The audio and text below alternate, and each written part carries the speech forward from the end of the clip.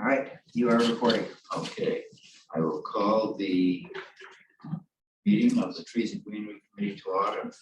We have the minutes from the December meeting.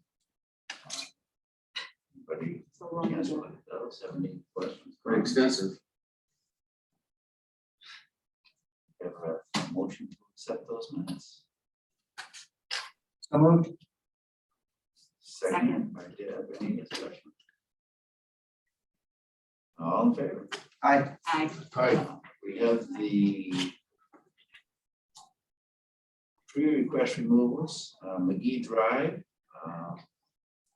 and, Chuck, do you wanna? Yeah, your name again? It's Will Bland. Will Bland. It might make sense for Will to speak first to them and then we can talk about it. But the one thing I do want to note is the property line there is, for me, too close to tell with our aerial mapping as to whose tree it is. It is very, very hard to tell, especially with an evergreen. You can't see the trunk on the line the same way you can on some hardwood trees. So I just want to be clear on that. But Will, do you want to? Well, we've been there going on 20 years. And the trees are great. They're beautiful. We love them. We've spent a lot of money on those trees on our property, injecting them with fertilizer and disease. So we've maintained those over the years. The concern I have really is we've had 5 of those trees come down. Our property goes all the way down to the end of McGee Drive. So over the years, they've all gone onto the power lines, which is fortunate. That westerly wind that comes across the pond is the culprit, and the big one that came down last March. That thanks for help with that, because that was a mess. That was that one had shown there was a shoot that had come off of that, and there was a little deterioration on that. But it didn't break; it just uprooted.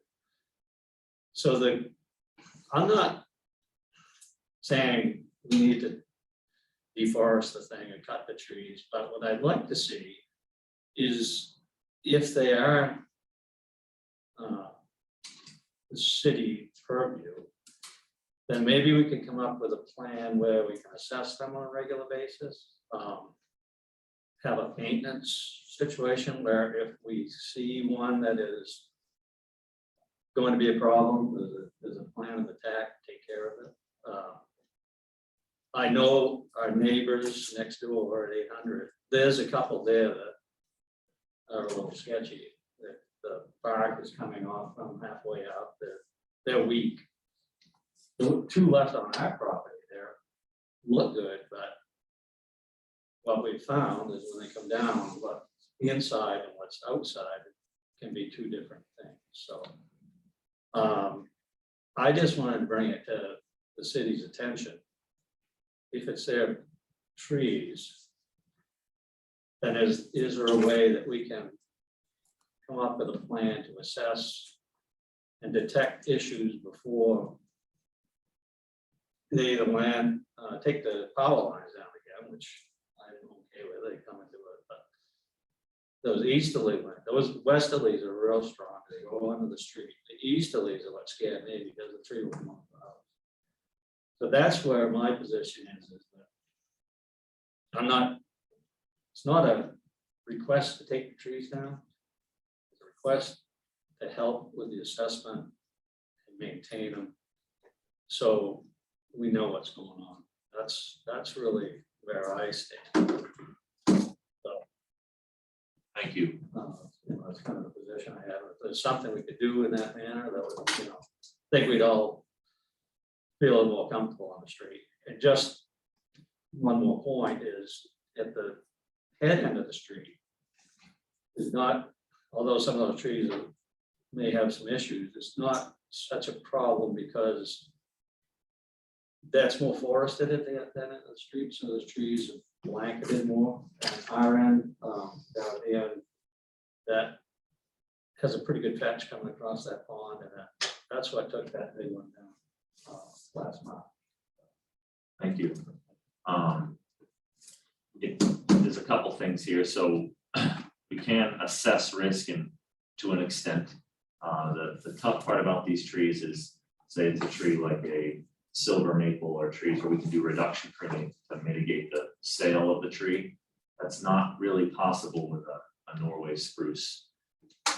You have what you have there, so pruning for what this would do is mitigate the sale in the wind. Right. We really can't do that with those trees. And it's a tough situation because that whole side of McGee Drive more or less is lined with Norway spruces, and historically between Mr. Bland's address and all the way to Maplewood, we have had failure pretty much every year.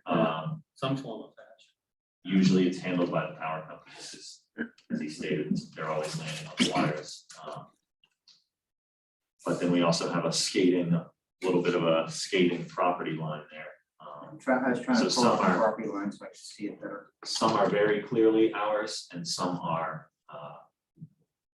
examples, these two, it's hard to tell, but it's tough because as was stated, the trees, there's no large hazards to be seen right now, but take the Norway spruce on Middle Street, for example. There was no visible hazard or decay to that tree, same species. When that did come down last year, that was the big one with the 6 telephone poles. You do see that the decay lies on the inside. I think my concern is creating a precedent that all the spruces on McGee get removed. We don't want to do that either, so. Now, I'm not in agreement. No, with that either. I understand. I just want to make that clear. Chuck, is there a way to, I understand we can't do the pruning of, it's not the way that tree grows, but, can we do a risk assessment, associated with it? To see if there's, if there's. Yeah, we can do a risk assessment either way. I think that is something that we can definitely do. That'd be nice. On the one on the right hand side of your driveway, there's a column of dead wood. Just a dead stand up leader that never grew essentially and was overshadowed. Yeah. So stuff like that can be taken out. It's not that big, 12, 15 feet tall, it's only a few inches diameter, but by removing some of those dead debris limbs, they're not gonna come down, unexpectedly in a storm. Yeah, that one, that's a smaller one. How extensive was the road construction out on that road? We didn't do, I don't believe we did utilities on that section, Gee. No, they They just Six stored, foot, they just, 6 foot wide strip of new tar all the way down along the whole. they ran the end of that water line down the end of the street and put a hydrant in there so they could flush that, because the hydrant was like above our driveway, so. Okay. there's the lower section though. So it didn't go, it wouldn't have gone into the roots of those trees, correct? No, I don't think so. I mean, there's only one that, it does go past the one that's on the lower driveway. Then there's a big pine that's. Yeah. there, too. That one looks pretty strong. It looked, I just have to be lean. that one, put his hand, that big one that came down last March, it had a 42-inch butt on it. But that had lost a shoot. That was, you could see where that was a little soft, but again, it was it derooted, so. That one you guys took out, so, and I understand the boundary line there, but maybe that's something we can figure out too. Yeah, we can work with our staff to see if we can get some indication of where the boundary line is. So we can work with Jamie McCarty to see if there's something we can find. If there's any pins or markers on the site that we can quickly identify. We did take one out that said further back on our property with a smaller one. That was right after that big one came down, and it was another windstorm, and you could see there was a gap around the trunk. And you could see it rocking, so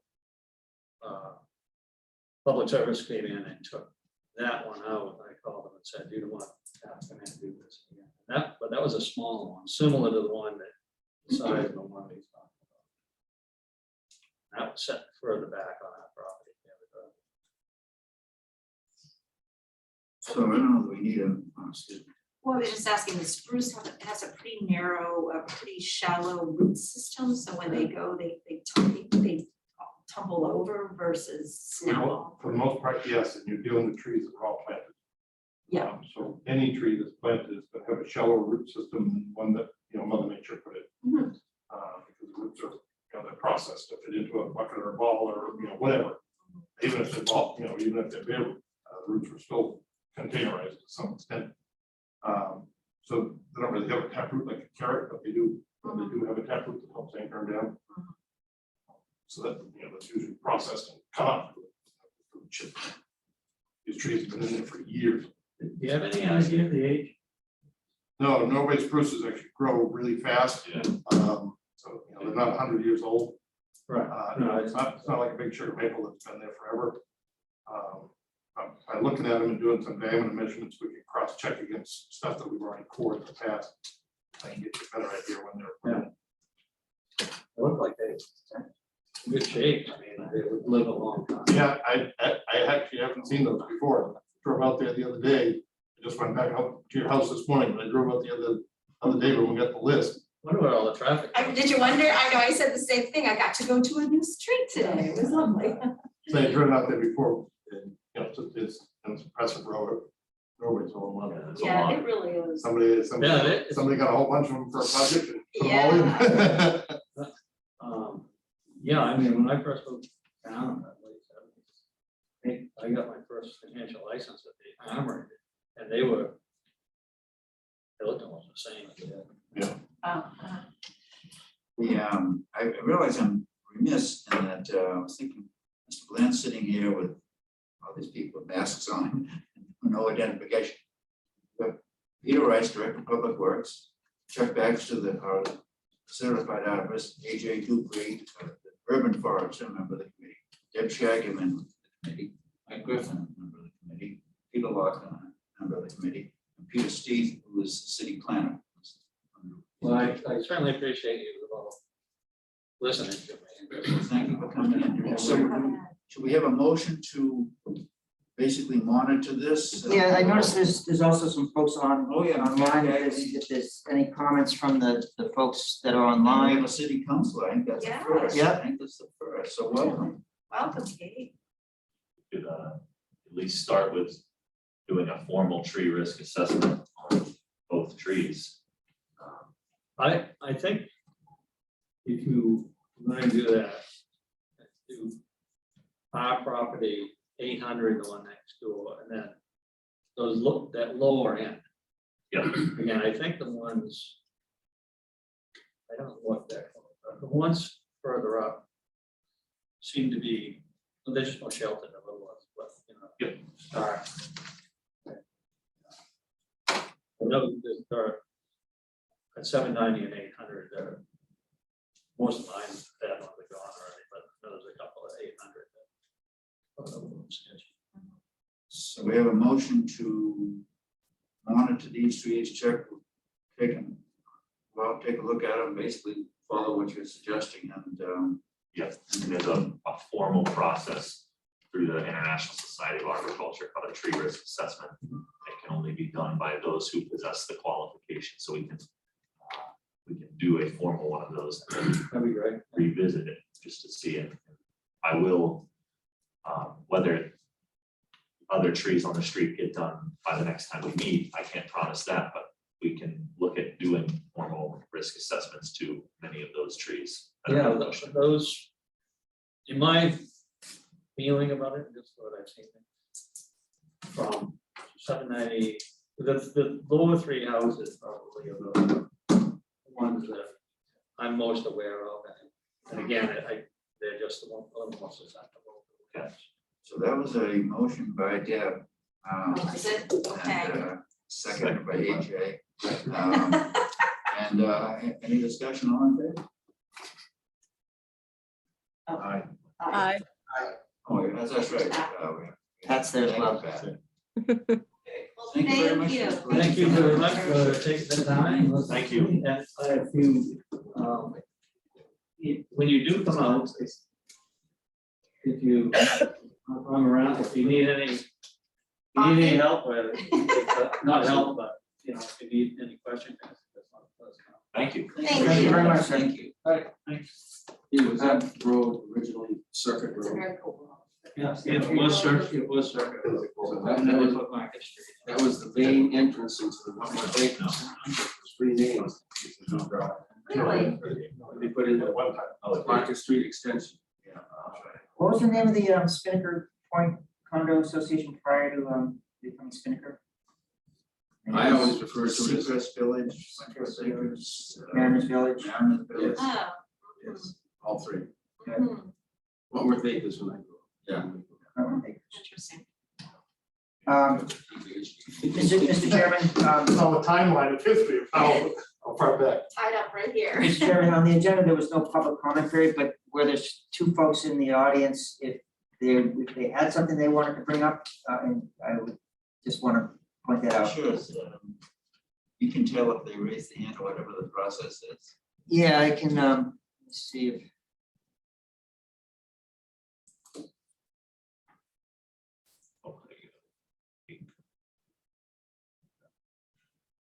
If, Kate, if, Counselor Cook, if you have your hand up, please feel free to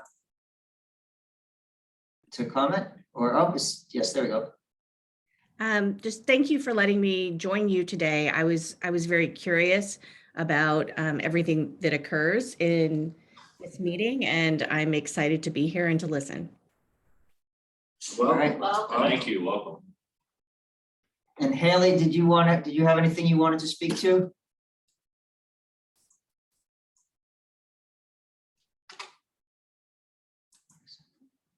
Nope, doesn't sound like it. Okay, still have Pat on? I believe Pat is on as a panelist. Hi there. I miss you guys. Feeling better. Thanks. All right, so Haley's just saying excited to listen. Thank you, Haley. Yes, Dick Adams decided not to take time away from St. Croix. Okay, well, we have Peter Steve, planning department. Where are we over here? Any place you want. Peter, can you drive the presentation for me? Yep. Peter is the open space coordinator, or the person overseeing and the open space plan, and going to give us a presentation on it. Right. Is Pat able to see this? 'Cause I'm sure. I believe she can see it. I can, thank you. Yes, good morning, sir. For those of you who don't know me, I'm Peter Stiff. I'm one of the principal planners in the planning department, and I was tasked with kind of being the project manager for getting this plan through the process. If you go to the next slide.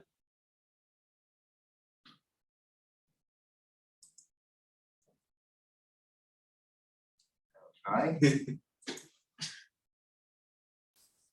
There we go.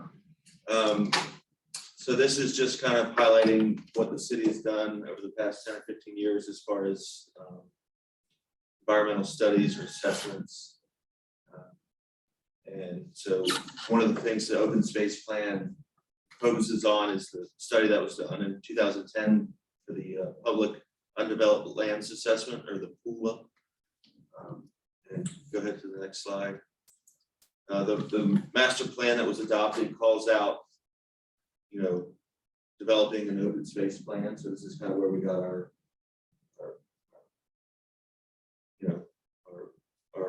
calling card to go forward with going to city council and asking for money. If you go to the next slide, the $50,000 was allocated in the 2018 CIP. This is after the master plan was adopted, to develop an open space plan. And go to the next slide. Can you back that up a second? I didn't get to see that one. Thank you. What you're seeing here is a typical element sheet for the capital improvements plan. So it calls out the department it's involved in and just kind of has some information.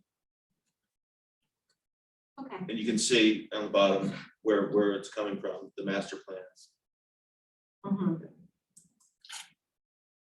So this is the purpose of the plan. As I mentioned, it was building off the existing PUA and other studies to prioritize an additional undeveloped land for protection or acquisition or improvement. Go to the next slide. And these are just the goals that were outlined. And what we did was we put an RFP out and got, I think, 6 or 8 proposals. If you go to the next slide, the RFP was issued in 2018. The city selected resilience planning and design out of Plymouth, New Hampshire. And then we established, after meeting with them, we established a steering committee. And then, as you can see, the plan played out. Next slide shows representation on the steering committee. AJ was on the steering committee. And we had the planning board chairman at the time, members of the conservation commission, and then other representation. And the steering committee did a really good job in kind of providing feedback to the consultant and kind of driving the direction of the plan. Go to the next slide. So before this, we had many kind of unique public outreach. We had a couple public World Cafe meetings where we had stations that people could write on maps and leave comments. We had a wiki map, which is an online map. You can go on and click on places that you visit or recreate and what you do there and leave comments. So plan has all that information in there, but it was kind of unique.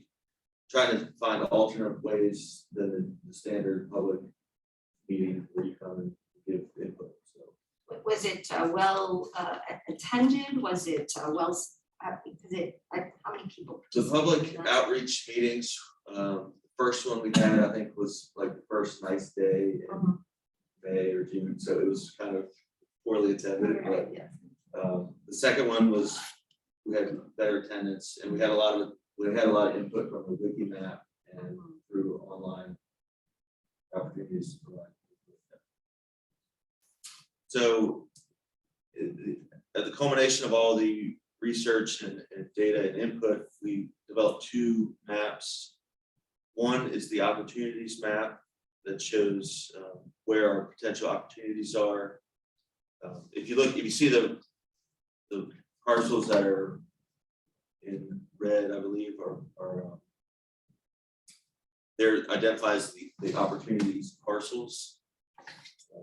The ones outlined in red? Yeah. Okay, the green or what? There are 2 shades, or there's actually 3 shades of green. The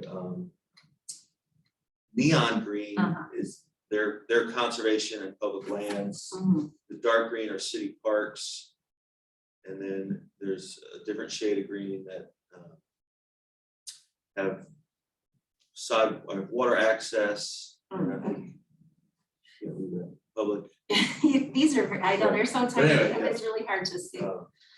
So and then for each map, there's a matrix of trying to rank them was kind of hard to figure out how to rank them. Mhm. But the consultant came up with different criteria and trying to prioritize them, whether they're high, medium, or maybe long-term future goals. Go to the next map, Peter. Peter, Yep. this study's online. The study's online. And Is it under the Plan Portsmouth section, Yes. resources? And I can send the link out to the group. Okay.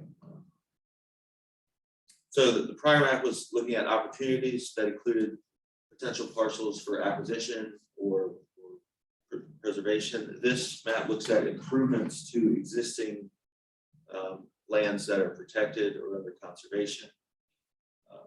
And if you go to the next slide, I think.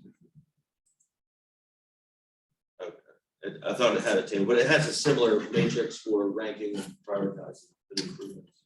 Mhm. The next 2 slides just show what we have in the draft CIP going forward this year. The the first one was for the Great Bog, and then this one is ongoing for, And the Great Bog is out on 33. Yep. Is that correct? Okay. So that's where you're starting. That's the rail trail, Mhm. 33 and 95, sort of, Banfield Road, Mhm. access that way. Mhm. And is that with all the new development going on in Banfield, is that kind of connecting into the whole thing? Is that all sort of in motion just because it's the new development? I don't think that is, You're you know what I talking, yeah, the Banfield. new development on off Banfield, Mhm. that it abuts, it doesn't, it abuts conservation land out there, the Het Farm, Mhm. it's one side of it. 83 Peverly Hill Road, which is the project that's recently been approved, stretches down all the way to there, and the Girl Scout camp wraps around that area as well. But the acquisition of the identification and acquisition of the Great Bog was probably 30 or 40 years ago. Mhm. They can't be recognized, and the city started to acquire pieces in it. Yeah, it's a beautiful, if you haven't had a chance to, Fishing game holds part of that property, right? Stokel Farm, the old, Yeah. if you haven't had a chance to go out there, the rail trail, walking along the old railroad tracks gives you access to a lot of side trails. Mhm. That it's just beautiful land out there. It is It's really, beautiful, it's, yeah, I've yeah, been it's really exploring. neat habitat. Mhm. so this request is to add additional funding for future acquisition. And Mhm. the Conservation Commission has actually been using this plan to identify parcels to look at for acquisition, and they've narrowed it down to 6 properties that they're gonna, I think, approach the owners to look into acquiring, so. That's really good to Yeah. know. So That's they're great, working good. with it. Okay. There's a plan on a page on our planning website with the open space plan and a link. There's a link up there. So hopefully we'll continue to add projects in the CIP and use this plan. Deb, you mentioned how this committee can use it. I don't know what your thoughts are, but. I was just wanting to Yeah. educate myself about, I think open space is something that's important, especially with with COVID has made people really turn to the outside. So I think there's a renewed interest. And I think also, I hear a lot about development, and I think that's open space plan's a good place to sort of balance out people's angst about development. And I think it's also a wonderful way to mitigate urban climate change. It's an easy, nonpartisan. People love trees, love green space, and so it's happy thing to do. Just wondering always how we can assist. I think that was the last one. Should go back to.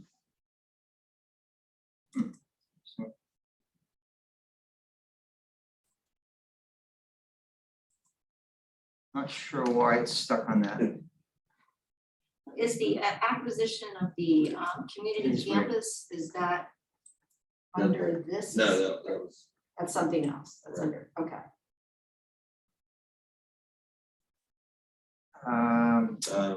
If you hit escape, maybe, I don't know.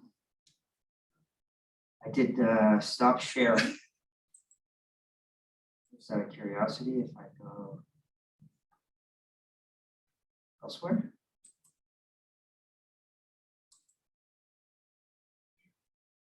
Yeah, I apologize.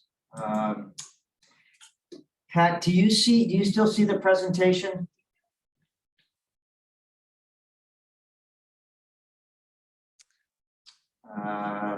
I don't. Okay. We do, it's a little awkward for us, but. No, I don't see it either.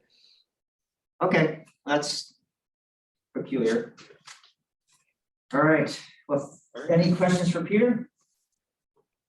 So right now, the queue, what you're working on most immediately is acquisitions or, That's right, the Conservation Commission is using this to identify properties for acquisition. And we, as the planning department, we put I think last year we had a couple requests, just like $5,000 for trail maintenance, on the Great Bog, and then we have 2 in this year, so we'll probably continue to add requests in CIP going forward. When people come in with projects, we consult this to see if that property was identified for, in this plan. I know of one that's a property that is for sale, and we've had a couple people come in. And part of the property is identified in this plan, and so we're encouraging them to not develop that property or conserve that portion of the property. So we use it as a resource. And then once the city takes on, acquires more, I know the city probably doesn't particularly like to be landowners. I don't think we're adverse to it. It depends on the responsibilities associated with it. A lot of the open spaces that the city owns are unimproved and are passive recreation, so it's very little, from a maintenance standpoint, very little involvement on a lot of the lands. However, as you said, with people going out and recreating more and exploring areas, there's more requests for, doing things to those, properties, either expanding trails or cleaning or working on trees and things like that. So, as you said, it's an amenity for the residents. Yeah. It's a quality of life. It improves, it's a global warming thing. There's a lot of reasons to be supportive, and I believe it's consistent with the city's master plan, which is supported by the city council. So it is something that's, part of our mission.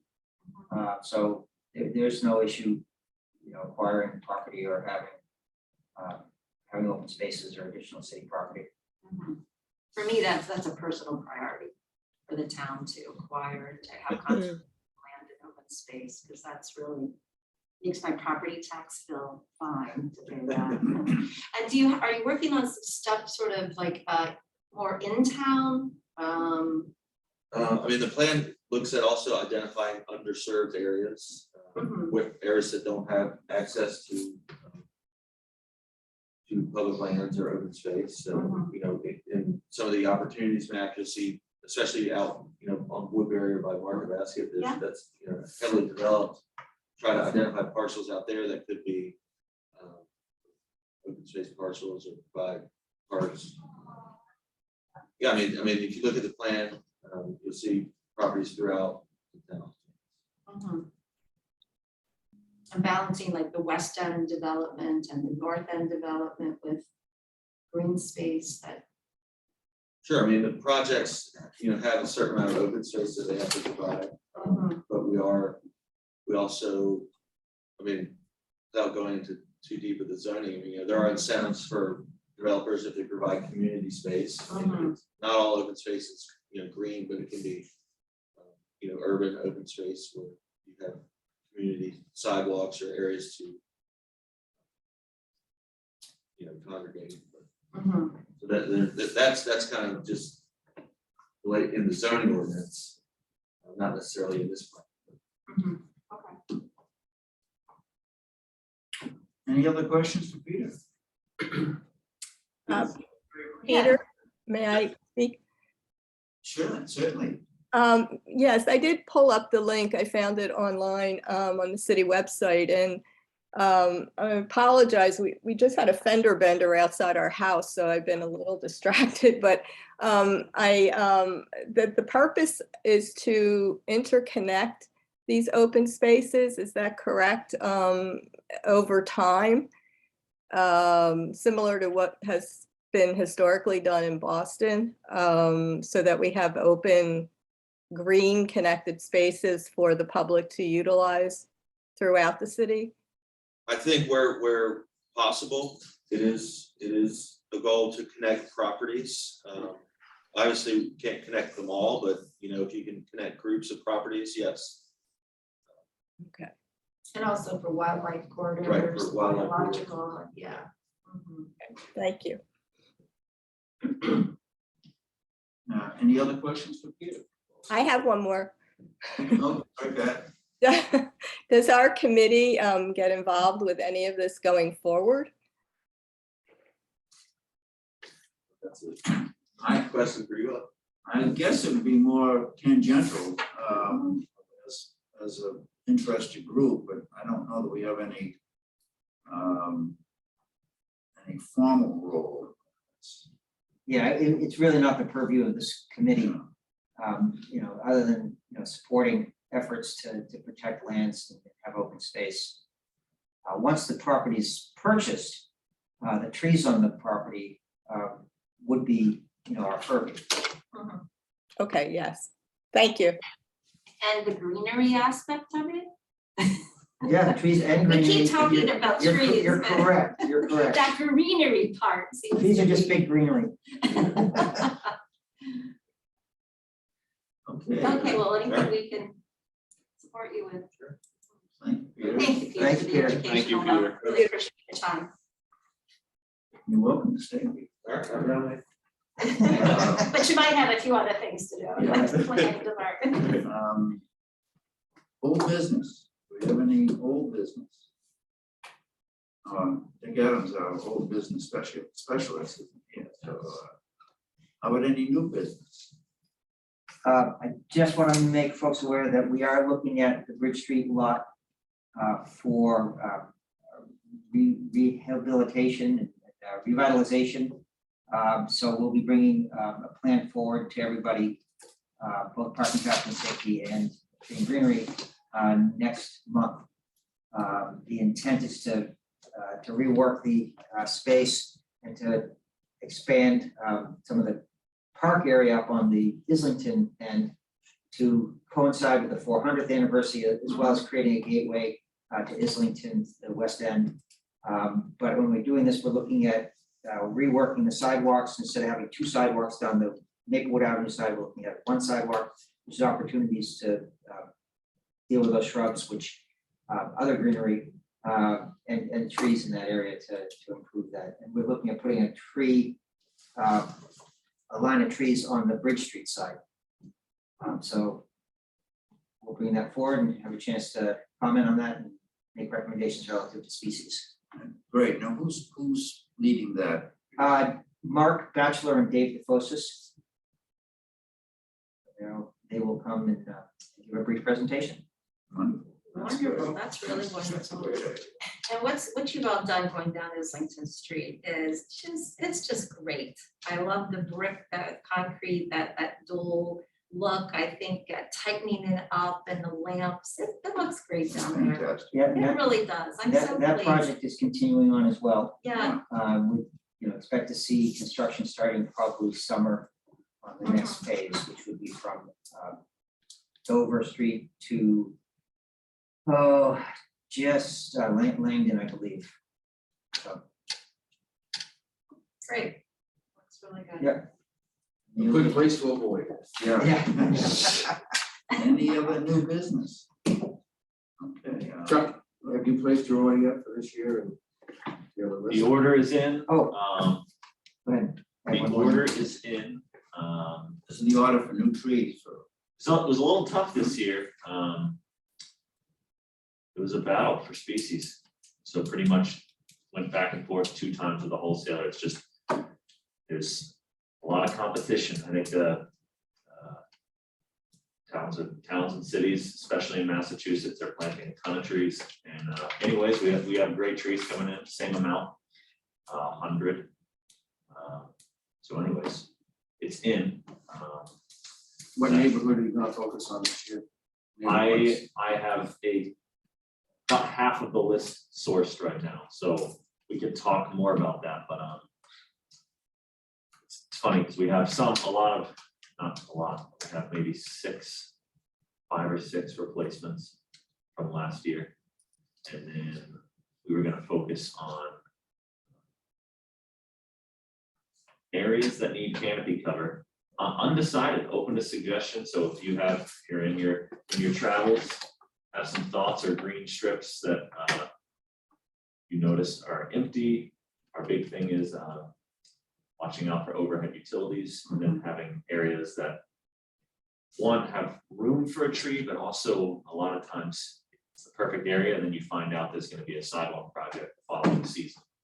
So balancing that, but I can send out the tentative list. I think I have about 60 out of 100 trees located, so 40, it's not as big, but Pierce Island is a big one. Obviously, with the removal of those red pines, I think we need to get some canopy in there, and the residents have come to me with that. So we'd like to do that. What kind of feedback have you gotten? About the No red pine negative removal? feedback. I mean, there's definitely it's upsetting, but understandable because they were dead. Mhm. But the feedback is definitely to replant, to make sure we replant. And we want to replant shade trees because there's no utilities. Right, so they get big. Yes, yeah, big. Right. So anyways, So you'll be taking those stumps out eventually when they're ground, or yes, yep, if they were a little closer, you could see kids using those as little stepping stones. Yeah. They're really sweet. yes, And thank you for leaving those 4. yep, absolutely. So I was going to follow up, and perhaps that would be something that, my garden club could do, is some type of educational signage, and work with you about that, about, now what it becomes, sort of a bug hotel. Yep. So Perfect. Lovely. that'd be something we could talk more about. Two other points. The Rotary Club has graciously donated monies for planting 100 trees. And it's part of what we're calling 400 on the 400. So what our goal is in 2023 to plant 400 trees. So the city would contribute 100, Rotary would contribute 100, and then we're talking, we're trying to figure out how the last 200. And actually, I was going to reach out to AJ to see if the state has any program that we were figuring, that 200 of them we can put on city property and maybe work with residents to plant on private properity, the balance of them. So you would do a citizen drive for the last. Yeah, 100, or- we're just starting the concept right now, but so it was something that we thought would be exciting to try to plant 400 trees. Now, obviously, that would entail a lot of attention from our staff for a couple of years. But talking to Chuck Corn, seems like something that'd be really fun to do and really symbolic for the city on its 400th anniversary. I love that it would spill over to citizens having, personal ownership and a partnership in that. Yeah, and I Kind think of cool. we, I know it's more management. yeah, well, and it's also in our very early stages. We talked to AJ about possibly some smaller trees in the state nursery that weren't as labor intensive to plant for Mhm. residents versus Mhm. big tree, so. We could look at targeting some of these some of these open space lots. Yep. If there's an Great area that idea. needs, needs work. The other item that I need to bring up is Chuck reminded me this sidewalk projects in Penway Manor as well as Maple Haven that potentially could be impacting, will impact trees in Penway definitely. And so we're working with Chuck to identify that and try to figure out ways to mitigate those impacts. So that's something that Dave DeFos is, once we've got our hands wrapped around what we're doing and where it's going. We're still in the public process state.